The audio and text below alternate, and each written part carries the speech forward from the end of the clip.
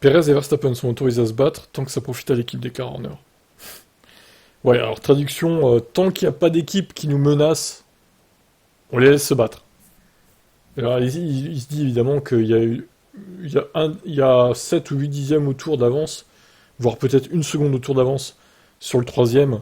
Donc il se dit, vas-y, c'est bon, on les laisse se battre, sinon ça va être la guerre interne et ça va pas nous faire avancer. Ça rappelle un peu Mercedes en 2016, hein, finalement.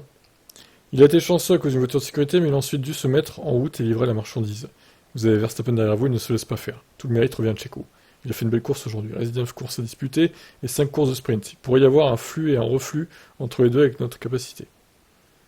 Si vous affrontez un concurrent, ça devient plus important que l'intérêt du pilote. Mais comme c'est le cas en ce moment, ils sont libres de se battre. Ce sont tous les deux des pilotes compétitifs. Ils veulent tous les deux gagner, c'est pourquoi ils sont employés par l'équipe. Je pense que tout dépend de ce qu'ils font sur la piste. Nous ne voulons pas une répétition de 2018, lorsque Ricardo et Verstappen se sont percutés. Ils se sont poussés l'un à l'autre aussi fort qu'ils le pouvaient. La marge était mince aujourd'hui pour les départager. Alors qu'est-ce qu'on peut espérer du coup? Est-ce qu'on peut espérer que personne ne revienne chez Red Bull?